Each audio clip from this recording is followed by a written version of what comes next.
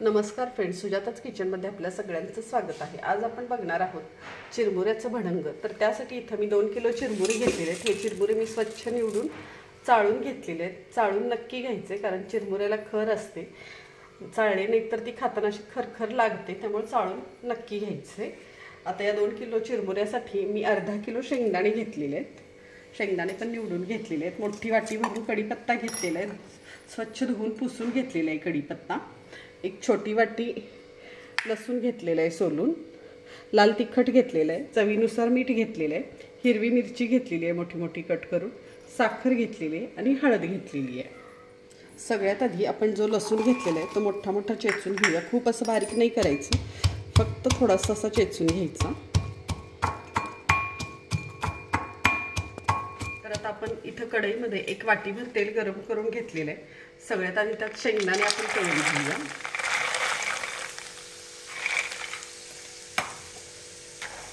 Medium गॅसवर खरपूस शेंगदाणे आपण तळून घेऊया, गडबड करायची नाही।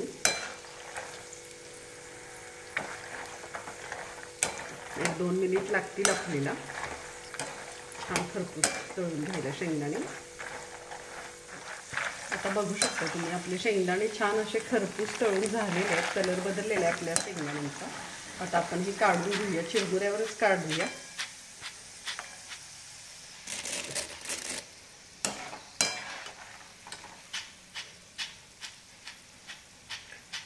शेंगदाणे आपण जेवढे खरपूस भाजून घेऊ तेवढी टेस्ट छान येते भरलेला, नाहीतर मग कच्चे कच्चे लागतात कुठे कुठे तरी शेंगदाणे खाताना। तर आपण हे शेंगदाणे काढून घेऊया सगळे चिरमुऱ्यावर।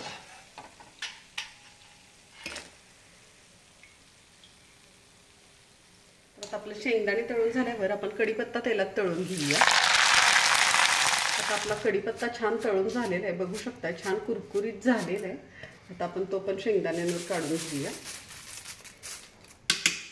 मस्त कुरकुरीत आवाज येतोय कढीपत्त्याचा। आता आपण या तेलात मिरच्या टाकून घेऊया। त्यातून मोठ्या गॅसवर छान असं कुरकुरीतच तळून घ्यायचं, असं सॉफ्ट अजिबात राहू द्यायचं नाही।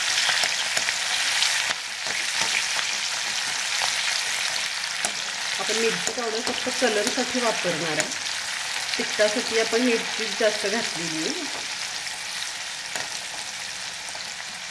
म्हणजे भडंगाचा खाताना ठसका नाही लागत। लहान मुलं पण आवडीने खातात मग भडंग।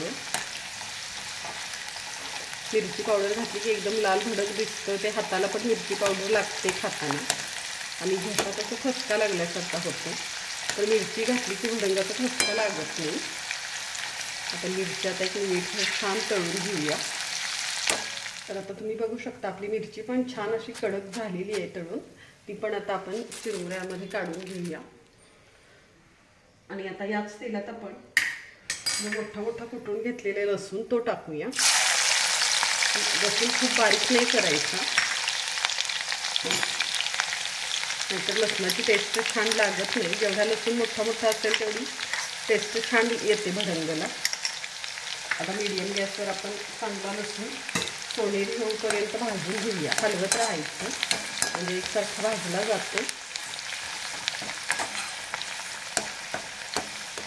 चांगला खरपूस भाजून घेऊया आपण लसूण। तर आता तुम्ही बघू शकता आपला लसूण छान असा खरपूस तळलेला आहे। खूप असा करपवायचा नाही, व्यवस्थित तळून घ्यायचा, नाहीतर मग कडू लागतो जास्त तळला गेला की। तोही आता आपण काढूया भडंगवर। आता आपलं हे तेल खूप गरम आहे, आपण बरंच काही काही याच्यात तळून घेतलेलं आहे, त्यामुळे चांगलं तापलेलं आहे। तर हे तेल त्याच्यात थोडंसं मीठ टाकूया, म्हणजे थोडंसं तेलाचं तापमान कमी होईल। आता याच्यात 1-2 चमचे लाल तिखट,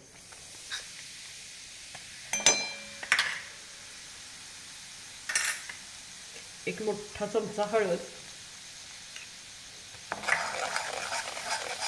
व्यवस्थित मिक्स करून घेऊया।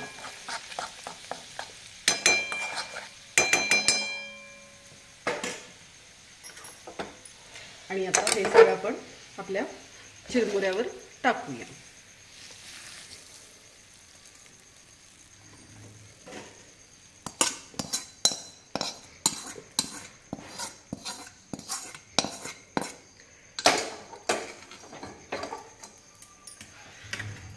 आणि आता हे चिरमुरे आपण व्यवस्थित मिक्स करून घेऊया. पूर्ण खालून हलवून घ्यायचे.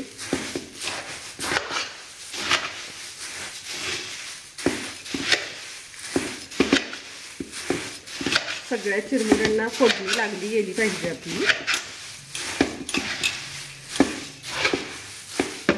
अशा प्रकारे सगळं हे मिक्स करून घ्यायचं. हातानंही मिक्स केलं तरी चालतं, पण आता हे गरम आहे. आता आपलं भडंग छान मिक्स झालेलं आहे, बघू शकताय तुम्ही. कलर एकसारखा छान आलेला आहे. आता आपण याच्यात चवीनुसार मीठ टाकून घेऊया.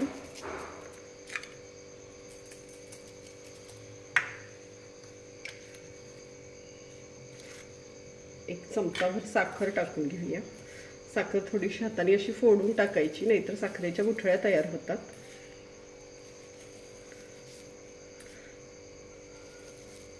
आता हा पुन्हा एकदा छान आपण मिक्स करून घेऊया.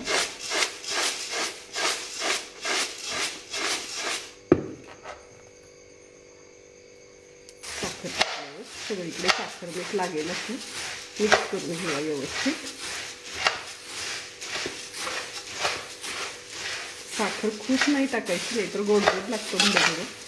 थोडासा तिखट गोड असा छान लागतो. आपलं हे छान मिक्स झालेलं आहे. आता याला आपण मोठ्या गॅसवर 1-2 मिनिटं परतून घेणार आहे भडंग. हा असंच पातेलं ठेवून हलवत.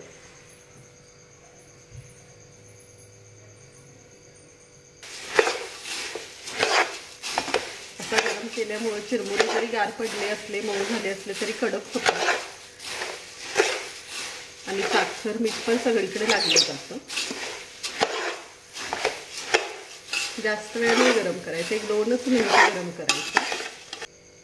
आता आपण गरम केलेलं आहे, त्यामुळं लगेचच असं तुम्ही हातात घेऊन बघितलं तर असा कुरकुरीत नाही लागत. थोडासा मऊच वाटतो. जेव्हा तो थंड होतो तेव्हा छान असा कुरकुरीत लागतो. अजून एक वेळ टॉस करून घेऊया व्यवस्थित.